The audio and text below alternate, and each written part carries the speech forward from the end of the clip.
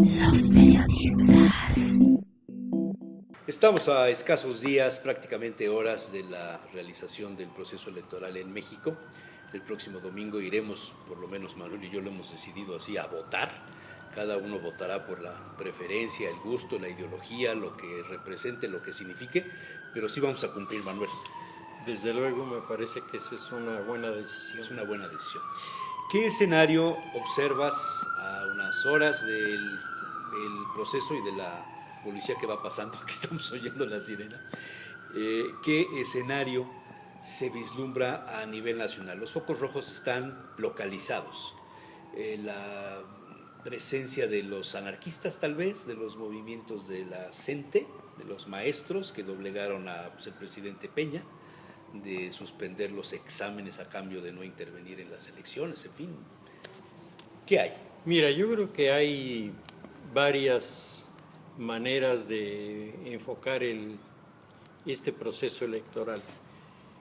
Y una sería el darnos cuenta que la crisis de la democracia representativa está llegando a una situación límite y que en esas situaciones límite usualmente se comienzan a producir transformaciones dentro de las cuales me parece que podríamos incluir tranquilamente el caso de los candidatos ciudadanos que están abriéndose paso y sobre todo en localidades en donde uno suponía que la visión del bipartidismo era algo que estaba consolidado, ¿no? Y nos encontramos, por ejemplo, en Nuevo León, con que una parte significativa de la sociedad está apostada por el candidato ciudadano y los candidatos de los partidos tradicionales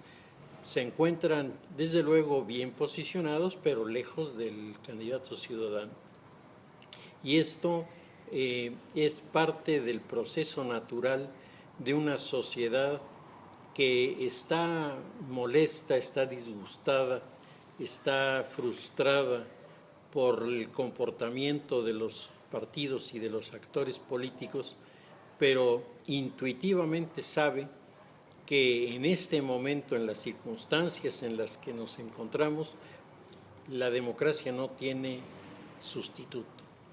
Y como no tiene sustituto, lo que sí se puede hacer es hacerla mutar, volverla una mutante en la que comiencen a aparecer otro tipo de elementos que le den a la sociedad la posibilidad de tener una mayor participación y sobre todo el poder hacer sobre la actividad y los trabajos de los representantes una evaluación que pueda premiar o que pueda castigar. En programas pasados, Manuel, nos hablabas del movimiento Mexicanos Primero, que buscaba reforzar, poner en orden, hacer un poco de patria con el asunto educativo. Y hemos visto en los últimos días la reacción de la Coordinadora Nacional de los Maestros, la CENTE, de boicotear el proceso electoral, amenazar a tener actos públicos en contra de las elecciones a cambio de suspender los exámenes de evaluación de los maestros. Al mismo tiempo, la explosión de bombas Molotov en algunas instalaciones del INE, en algunas instalaciones de los gobiernos de los estados o de delegaciones de la República y algunas obras importantes, que el caso de Puebla, Ruta. ¿Esto tendría relación una cosa con otra? Porque nos has hablado en programas pasados de los riesgos y los anuncios en Tabasco, en Chiapas, en Oaxaca, y de los eventos localizados al menos en 7 entidades donde el ejército tendrá una vigilancia muy especial.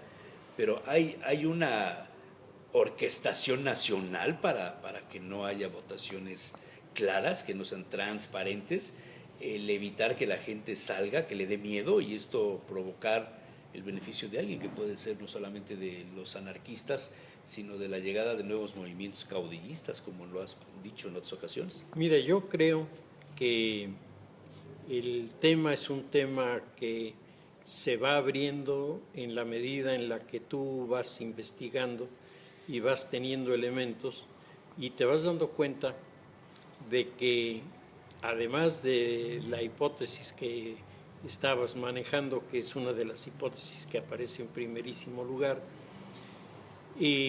también uno puede encontrar que grupos diferentes, con motivos diferentes, están aplicados en este momento a obtener resultados parecidos. Una coincidencia de intereses. Una coincidencia de intereses. Y bueno, tú sabes que yo en mis proyectos de análisis utilizo la teoría de Carlos Gustavo Jung de la sincronicidad, que es una teoría que me parece muy sensata porque te hace ver en primer lugar que no hay nada simple, que a veces el evaluar de manera simplista un escenario te aleja de conocer las causas que lo han provocado y por lo tanto de las soluciones. Pero la sincronía no tendría que ver con la conspiración. No, exactamente es al revés, porque en la sincronía tú te encuentras, por ejemplo, con el caso de los anarquistas del Círculo Negro, que es un movimiento a nivel mundial. Ahí es donde te das cuenta de que hay fenómenos que a lo mejor no hemos medido bien, pero el día de hoy aparece un artículo en la prensa escrita en donde el editorialista hace precisamente una exploración sobre los grupos que han estado interviniendo y señala que los grupos de inteligencia del gobierno han detectado elementos que vienen del exterior y que están participando en los casos más agudos de tensión y de confrontación. Habla de cómo se puede apreciar en cada una de las manifestaciones en las que interviene este grupo del Círculo Negro anarquista, métodos para despejar a la policía, para quitarse a la policía de encima cada vez más efectivos. El último de los casos cuando arrojaron gasolina al piso y le prendieron, y se prendieron los uniformes de los policías que tuvieron que salir escapándose, es decir, la estrategia de los anarquistas funciona. Y es una urbana. Claro, y además es una estrategia probada en Chile, es una estrategia probada en Brasil, es una estrategia probada en Europa, y ellos tienen su propia idea. El grupo de estos anarquistas es bakuninista, son seguidores de Bakunin. Y acuérdate que Bakunin dice en una de sus obras, destruye, destruye y destruye, porque destruyendo estás construyendo. Sí, la teoría se traduce en el tocar fondo, ¿no? Así es. La refundación de la sociedad a partir de nada. O sea, destruye todo lo que hay porque todo lo que hay no sirve. Entonces, si tú puedes, delante de la comunidad, acabar con las instituciones, la comunidad va a tener que construir otras y esas van a ser buenas, ¿no? De donde podría tomarse que el asalto o el incendio o los actos de elementos explosivos contra los edificios del INE podría tener una raíz en estos movimientos de Bakunin. Evidentemente. En cuanto a que el organizador de las elecciones es la institución que hay que destruir. Claro, claro. Y ellos están totalmente en contra de la institución democrática a la que acusan de defensora del capitalismo, y están totalmente en contra de la idea de que compitan para los puestos de representación personas que pertenecen a grupos sociales que deben ser antagónicos de la clase trabajadora. Entonces, el modelo es un modelo complicado, pero que tiene su lógica interna. ¿Este sería el movimiento más grande, el que tiene más claro el panorama de lo que está haciendo? No, a mí me parece que el que tiene muy claro la idea de lo que está haciendo es la coordinadora. Y me parece que entre la coordinadora y los anarquistas posiblemente haya algún momento en el que se reúnan en las manifestaciones públicas. Pero no hay un plan común. Pero no hay un plan común, es decir, no hay alguien detrás de los dos que los maneja. Estamos hablando de dos proyectos totalmente diferentes. El proyecto de la coordinadora es, ante todo, aprovechar las circunstancias electorales para doblegar al gobierno federal y hacerlo retroceder en una decisión que, hasta donde yo entiendo, es irrevocable, que es la de hacer la evaluación de los maestros. ¿Que está suspendido? Entonces, bueno, el presidente, en una decisión que, por lo menos para los juristas, tiene muchos elementos discutibles, ha decidido suspender. Él dice que parcialmente, los de la coordinadora dicen que definitivamente el asunto de la evaluación. Y en este punto no tienen nada que ver con los anarquistas. A los anarquistas por el momento no es un tema que les preocupe, porque respecto del tema educativo el anarquismo tiene su propia propuesta. Tiene la propuesta de la escuela libre que vino con los inmigrantes allá a principios de siglo de Ferrer y Guardia. Claro, de los españoles. De los españoles, sí, de Ferrer y Guardia, sí, que para ellos sigue teniendo una validez muy, muy particular. Pero aquí, Jesús Manuel... ¿De dónde salió después el Colegio de México, Manuel? Bueno, eso es... Es paralelo, es un está fenómeno, ¿no? Diferente. ¿Se llamaba colegio público, colegio...? No, porque se llama... es un colegio libertario. Sí, pero es una tesis de forma de educar ¿no? Así es.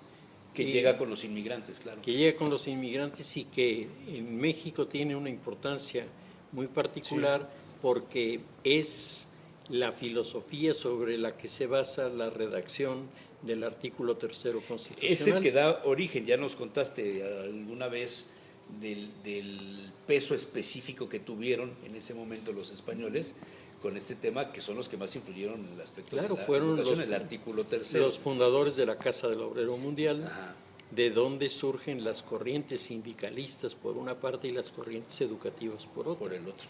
O sea, la CENTE estaría en contra de ese modelo hoy día.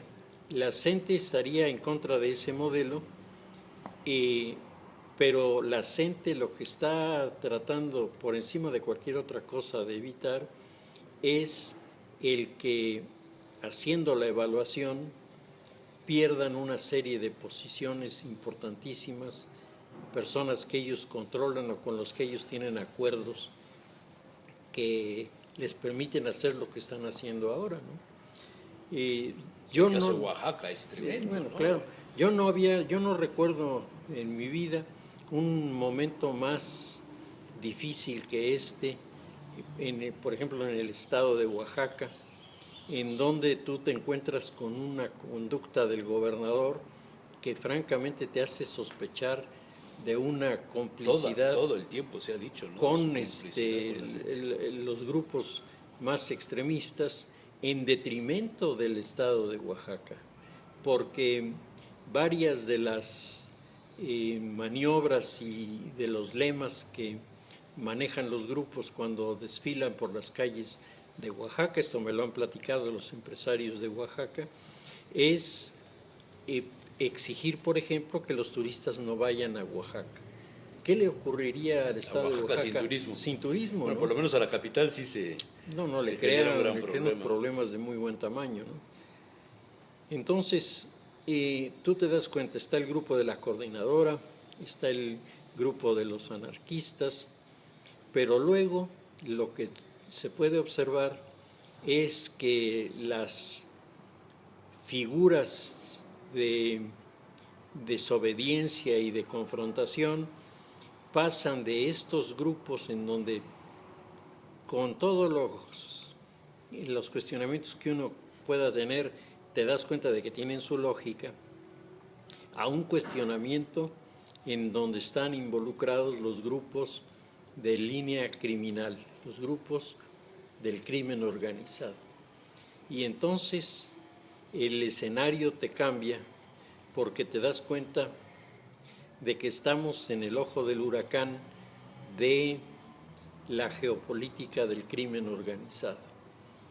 El crimen organizado a nivel mundial ha venido en los diferentes territorios en donde opera, tomando posición en los lugares estratégicos para establecer dos elementos muy importantes. Por un lado, los núcleos, los nodos que se dedican a recuperar información, que hacen, digamos, labor de inteligencia, y eso te explica por qué están contratando a desertores de los organismos de inteligencia de Israel, de los organismos de inteligencia de Estados Unidos, de Rusia, y los están poniendo a trabajar a su servicio para obtener la información que a ellos les hace falta. Entonces, ese tipo de acciones se localizan en determinados lugares para poder ser efectivo el material que tienen en el orden de su dominio práctico sobre la comunidad. Y en segundo lugar, están los equipos que preparan a los grupos de criminales para la confrontación con las fuerzas de la policía y del ejército. Esto es algo que no se había visto antes en ninguna circunstancia. Lo que había sido la filosofía del delincuente común y corriente era el fulano que procuraba que no lo vieran cuando cometía un delito. Si llegaba la policía era el primero en salir disparado. Si llegaba el ejército ni se diga, ni siquiera se presentaba. Ahora, Jesús Manuel, tú estás viendo en las imágenes de los diarios del día de ayer, en la primera página, a los policías, al ejército abandonar una posición que tenía asignada para custodiar, empujado por el pueblo, por los grupos, por los manifestantes que van con los puños cerrados en alto. Entonces, esto es algo no solamente atípico, esto es algo inquietante, porque es algo que nos está diciendo que la especificación, la visión precisa de la Constitución, que dice que el único que tiene derecho a usar la fuerza es el Estado, a través del ejército, de las policías, está siendo desplazado por una fuerza que viene del exterior y que simplemente les está haciendo quedar delante de la sociedad a la que deben defender en una situación ridícula. ¿Qué otro elemento hay? ¿Qué otro grupo? Mira, yo creo que aquí lo que hay son los grupos que vienen de Italia, los grupos que vienen de Rusia y los grupos que vienen de Asia. Son las tres grandes corrientes que están tratando cada una de ellas. Está muy lejano de los pronósticos que se hicieron hace unos 4 o 5 años sobre el crecimiento de las redes del narcotráfico, de tráfico de personas, de armas, etcétera, y que veían a Centroamérica, México como el trampolín para el mercado en Latinoamérica, ¿no? Sí, mira, hay una caricatura. La Mandierta y todas estas mafias que llegaron ya hace tiempo. Así es. En Acapulco y en Oaxaca y Chiapas. En toda la zona en donde hay problemas, ¿no? En donde se están creando los enfrentamientos entre las llamadas guardias blancas. Las guardias auxiliares que se presentan como defensoras de un pueblo indefenso frente al crimen organizado, y acaban a veces representando a otros grupos que son igualmente criminales, pero que aprovechan las circunstancias para presentarse como los buenos. El caso de Michoacán, por ejemplo. El caso de Michoacán para mí es evidentísimo. Llega un momento, Jesús Manuel, que no sabes realmente cuál de los actores que está enfrente corresponde realmente a lo que dice.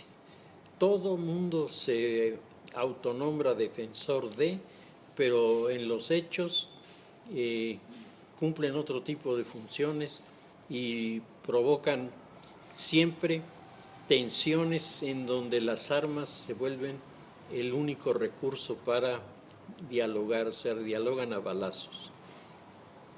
Y esto es uno de los signos que se une a las manifestaciones de la coordinadora, a las manifestaciones de los anarquistas y las manifestaciones de un sinnúmero de organizaciones populares que ahora ya encontraron la manera de lograr lo que quieren simplemente bloqueando el tránsito durante 5 horas en la capital. Obtienen básicamente lo que están pidiendo sin que nadie les pregunte ni les cuestione nada. O sea, hay un gobierno federal débil. Hay un gobierno federal débil. Decía en un artículo muy fuerte uno de los analistas el día de ayer, hay 2 situaciones que provocan el divorcio de los gobiernos con la sociedad. Uno, el autoritarismo y la represión, y el otro, la cobardía frente a la violencia. Bueno, en los países modernos donde la democracia funciona, los gobiernos se miden cuando sales a la calle. Así la es. seguridad, el orden, el transporte, lo que es público. O sea, país donde dices el gobierno funciona o no funciona. O no funciona, así es. Y bueno, en varios de los países europeos, como en varios de los países de América, se han intentado movilizaciones parecidas a las que se están produciendo en el país y la respuesta de los gobiernos ha sido muy clara. Su presencia automática, la presencia del ejército, marca el fin de cualquier intentona de movilización callejera que los gobiernos no quieran aceptar. O sea, fíjate nada más, los maestros, los anarquistas, el crimen organizado, los autodefensas o los grupos similares a ellos, más los grupos de cada uno de los municipios y de los distritos y de los estados que son naturales de ahí, que tienen diferencias, que han estado siempre en contra de los gobiernos, etcétera. Súmale los movimientos que se han generado en las últimas décadas, del 94 a la fecha, por lo menos visiblemente, de sacerdotes y de campesinos y de personas indígenas que traen otro movimiento, ¿no? El del indigenismo, que es un factor importantísimo, sí, claro. por el número de personas que hay en el país. 10 millones. 10 millones, y súmale el tema de la pobreza extrema, que son 26 millones, y súmale, no sé ya qué otra cosa se le puede sumar a todo este conflicto, pero es un cóctel verdaderamente molotov. Este es un cóctel explosivo. Y no es casero. No, claro, esto es algo pero muy serio. Esto enfrentamos el domingo. Mira, yo creo que lo vamos a enfrentar desde ángulos diferentes dependiendo de las áreas geopolíticas en donde te quieras mover para observar. Y en la región del norte este problema tiene una expresión mínima. Porque hubo ya una confrontación directa y pararon muchos movimientos, desde Chihuahua, desde el movimiento de Madera, hace ya un buen 40 número años. de años, hace un buen número de años, ¿sí? Pero si te vas al sureste, sí, ahí es donde no. Allí, en primer lugar, te vas a encontrar otro movimiento que no es ninguno de los que estábamos hablando. ¿El ZL o lo es lo que queda del ejército zapatista, que de repente salió de la selva a decir que van a impedir las elecciones. Y tú te preguntas, bueno, ¿con qué derecho? Y en segundo lugar, ¿con qué argumento? Si tú estás alejado de todos los mecanismos con los que funciona la sociedad, si no reconoces las instituciones, si estás planteando alternativas que nada tienen que ver con el mecanismo que la sociedad y que los gobiernos están implementando para ayudarte, para tenderte la mano, ¿cómo sales a descalificar instituciones que tú mismo has dicho que no te interesan? ¿Quién mueve esto? Ahí es donde sí cabe la pregunta, ¿quién está atrás de esto? ¿Quién está atrás de esto? Porque los otros son movimientos coincidentes dentro de la teoría de Jung. Dentro de la teoría de Jung estaríamos acertados en el pronóstico de decir que, bueno, pues se juntaron, juntaron. los astros se alinearon para que sucediera exactamente. esto. Pero los movimientos locales, Ahí ahí puede haber mano negra. Ahí hay mano negra. Hay mano. Ahí hay mano negra, ¿no? Y particularmente en los de Chiapas, Sí. sobre todo por el significado psicológico que tienen sobre los sectores de los que tú hablabas hace un momento, del indigenismo, del precarismo, que ven en el movimiento Y los movimientos zapatista, de la tierra, ¿no? Los claro, de defensa de la tierra. que por eso eslabonan con el zapatismo, porque al final el mito que se ha creado sobre el zapatismo es el de el grito de tierra y libertad, que era Como hace 100 años. no, pero era el lema de los anarquistas italianos que vinieron a México. Entonces, el reclamo no es el reclamo. El primer anarquista fue un griego, ¿no? El que llegó Plotino a México. Rodacanati. Rodacanati, fue que fue el impulsor de los movimientos obreros, ¿no? de los movimientos Los sindicales. Franz Magón y todo aquello, ¿no? Fíjate, creo dos movimientos, el movimiento sindical y el movimiento educativo. El educativo. Y el movimiento sindical, asusado por el movimiento educativo, provocó la primera huelga que se organizó en México en la época de Maximiliano de Habsburgo, en uno de los ingenios del estado de Morelos. Y curiosamente el gobierno de Maximiliano negoció con los anarquistas.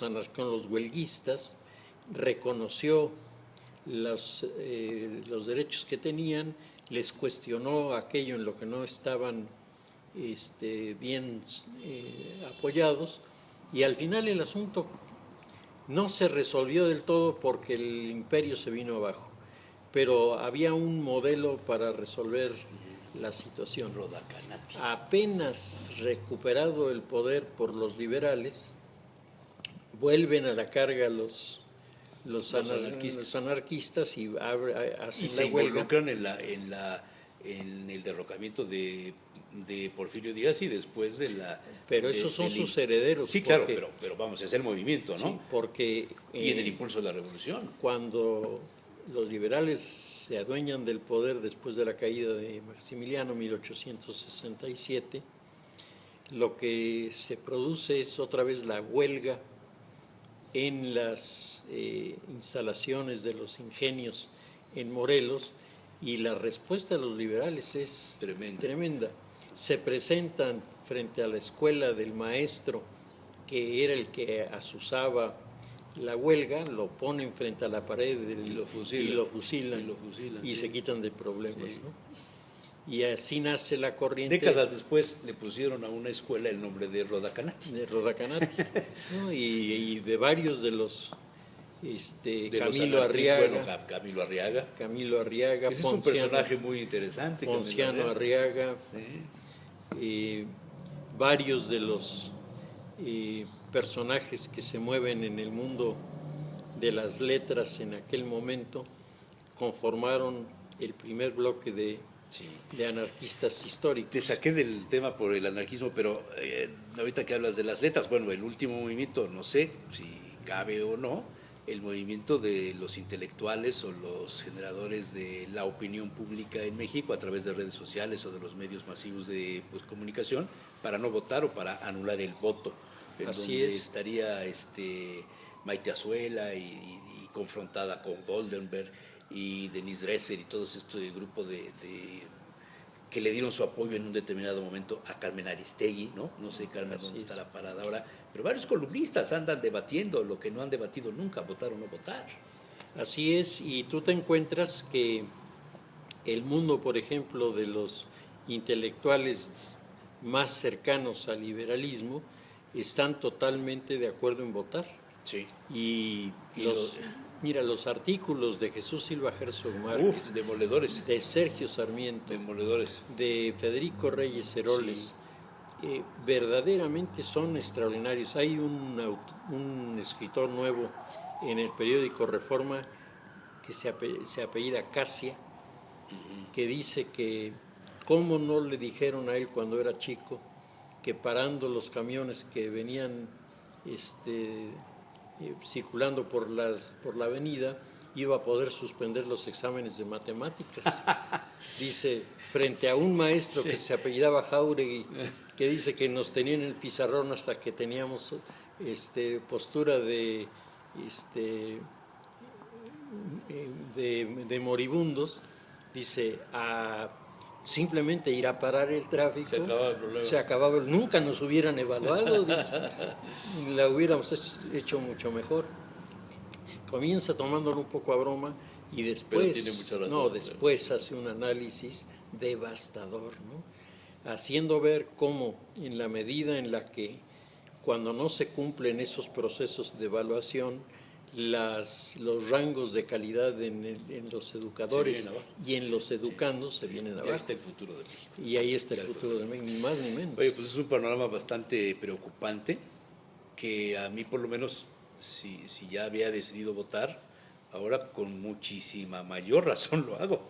No, claro, es que si la ciudadanía no se compromete con la democracia es una criatura débil, incapaz de defenderse a sí misma. Decía en un programa pasado el maestro José Ojeda Bustamante, politólogo, y hacía una reflexión al último diciendo, llevamos el riesgo de que si el abstencionismo es mucho, la democracia quedará sostenida de alfileres. Así es, porque la legitimidad desaparece y un gobierno sin legitimidad... No, pero él dice que sí va a ser legítimo por una razón.